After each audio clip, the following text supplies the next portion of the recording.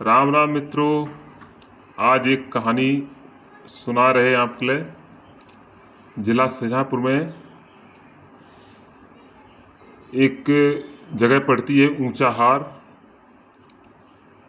जहाँ पे एक तड़प सिंह नाम का डाकू था, जो कि बहुत ही खूंखार और बहुत ही भयंकर डाकू था वो। तो दोस्तों, एक बार क्या हुआ, उन्होंने और उसके ग्रुप ने एक चोरी करने का प्लान बनाया, जिसमें उन्होंने तय किया कि हम पहले किसी गांव में जाएंगे और वहां पर जो बैगिया होता है, जो सांपों का तमाशा दिखाता है, वो बन के जाएंगे और फिर वहाँ तमाशा दिखाएंगे और उसी के माध्यम से हम लोग उस गांव में पता लगाएंगे कि कौन सा घर ज़्यादा मालदार है, किस घर में ज़्यादा पैसा है। उस घर में हम रात को फिर डाका डालेंगे। तो ऐसा ही हुआ। अगले दिन सुबह डाकू तड़प सिंह और उसके ग्रुप के लोग बैगिया बन के एक गांव में गए। वहाँ पे गए और वो सांपों का तमाशा दिखाने के लिए गांव के एक जगह पे पहुँचे और अपना तमाशा दिखाने लगे। उन्होंने देखा सभी गांव के लोग, बच्चे, बूढ़े, मर्द, औरत तमाशा देख रहे थे, लेकिन एक लड़की जो थी 12-14 साल की, वो रो रही थी। तभी क्या हुआ, डाकू तड़प सिंह उस लड़की के पास गया और बोला, बेटा, सभी तमाशा देख रहे हैं, तुम क्यों रो रही हो? तो लड़की पहले तो थोड़ा हिचकिचाई, बाद में फिर बोली, आज रक्षाबंधन है और मेरा कोई भाई नहीं है। तो डाकू तड़प सिंह ने ये सुना और बहुत परेशान हुआ। उसने कहा, बेटा, तुम रो मत, आज रक्षाबंधन है तो लो, आज तो हमारी राखी बांध दो और मुझे अपना भैया बना लो। तो डाकू तड़प सिंह ने ऐसा कहा, और कहने के बाद लड़की बहुत खुश हुई, और खुश होने के बाद वो तुरंत जाके एक राखी ले आई और थाल सजा के लाई, और तुरंत उसने अपने डाकू भाई को राखी बांध दी। लेकिन उस लड़की को ये नहीं पता था कि ये डाकू हैं। इतना कहने के बाद उन्होंने तमाशा दिखाया। तमाशा दिखाने के बाद वो वहाँ से चले गए, और जाने के बाद डाकू ने जाके सलाह की, बोले उस गांव में वो घर जो है, एक घर देखा जिसमें उन्होंने कहा कि इस घर में माल ज़्यादा है। लेकिन डाकू तड़प सिंह ने कहा, नहीं भाई, अब उस गांव में डाका नहीं डालेंगे, क्योंकि उस गांव में हमारी बहन रहती है। तो उस रात उन्होंने उस गांव में डाका नहीं डाला। 1-2 साल बीत गए। वो इसी तरीके से रक्षाबंधन को आता और राखी बंधवा जाता था। लेकिन 1-2 साल राखी बंधवाने के बाद अचानक से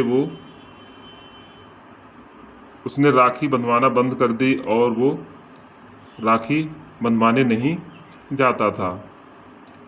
इतने में वो बहन, उसकी बेचारी, चिंता भी करती थी, तो नहीं पहुंचा, और उस लड़की की शादी हो जाती है। शादी के होने के बाद ऐसे करते करते कम से कम 20 साल हो जाते हैं, लड़की 20 साल की हो जाती है, शादी हो जाती है उसकी, अपने ससुराल पहुंच जाती है। एक दिन अचानक डाकू तड़प सिंह अपने ग्रुप को लेकर एक गांव में डकैती डालने जाता है और वहां पर एक घर में घुसता है जो कि काफ़ी बड़ा परिवार था, पैसे थे, उस धन था उस घर में। उस घर में घुसता है रात को, तो फिर देखता है कि अंदर जैसे ही वो कमरे में जाता है और देखता है कि एक लड़की एक बिस्तर पर सो रही है। तभी जब उस लड़की को आंखें खुलती हैं, आहट सुनती है कमरे में, तो उसकी आंखें खुल जाती हैं और जब वो देखती है, लाइट जलाती है, जला देती है, अचानक दिख जाता है उसके लिए, तो वो लड़की उस डाकू को देख लेती, तड़प सिंह को, और तेज से चिल्ला पड़ती है, बोले भैया तुम रात को आए हो, दिन में क्यों नहीं आए। इतना कहकर डाकू चौंक जाता है, क्योंकि 20 साल 5-6 साल हो गई थी उसको राखी बंधवाए हुए। लड़की की शक्ल चेंज हो गई थी, लेकिन उस लड़की ने पहचान लिया। तो डाकू ने पूछा कौन हो तुम, तो उसने बताया भैया मैं वही हूँ आपकी बहन जिसे आपने राखी बांधी थी, आप तमाशा दिखाने आए थे हमारे गांव में। तो डाकू तड़प सिंह चौंक गया और मन ही मन सोचने लगा कि अरे ये तो हमारी बहन का घर है और मैं इस घर में डाका डालने आया हूँ। ये सोचकर उसने कहा बहन कि मुझे फुर्सत नहीं मिली, आज फुर्सत मिली तो मैं आज रात को आ पाया हूँ तेरे घर, और आज मैं तुझसे मिलने आ गया था। बहन बोली ठीक है भैया बैठो, मैं तुम्हारा खाना पीने का इंतज़ाम करता हूँ।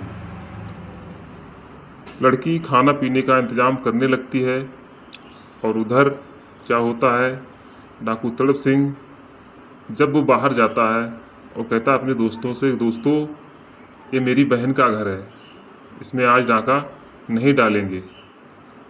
तभी उसके ग्रुप के कुछ लोग होते हैं, वो सोचते हैं लगता है तड़प सिंह को कुछ तगड़ा माल हाथ लग गया है, जिससे कि ये हमसे झूठ बोल रहा है। ऐसे करते करते उन लोगों में टकरार होने लगती है, लेकिन तड़प सिंह के समझाने के बावजूद भी उससे ग्रुप लोग उससे लड़ने के लिए तैयार हो जाते हैं और गोलीबाजी होने लगती है उन लोगों में। तभी वो लड़की बाहर जब आती है, देखती है, बोले अरे ये डाकू चोरी करना चाह रहे हैं और भैया घर में चोरी नहीं करने दे रहे हैं। तभी दौड़ के वो जाती है अपने भैया के पास। तभी एक डाकू उसकी बहन पर गोली चला देता है और उसकी गोली लग जाती है। तभी तड़प सिंह बहुत परेशान होता है और बहुत रोता है। फिर ये सोचकर वो उन डाकुओं से खूब लड़ता है। काफ़ी लड़ने के बाद उसे भी एक गोली लग जाती है और वो भी घायल हो जाता है। दोनों फर्श पे पड़े होते हैं और एक दूसरे को देख रहे होते हैं। तभी धीरे धीरे करते करते दोनों एक साथ दम तोड़ देते हैं और दोनों ख़त्म हो जाते हैं दोस्तों। तो दोस्तों ये कहानी यहीं तक थी। कहानी पसंद अगर आए तो प्लीज़ चैनल को सब्सक्राइब करें, लाइक करें और कमेंट करें दोस्तों। नमस्कार।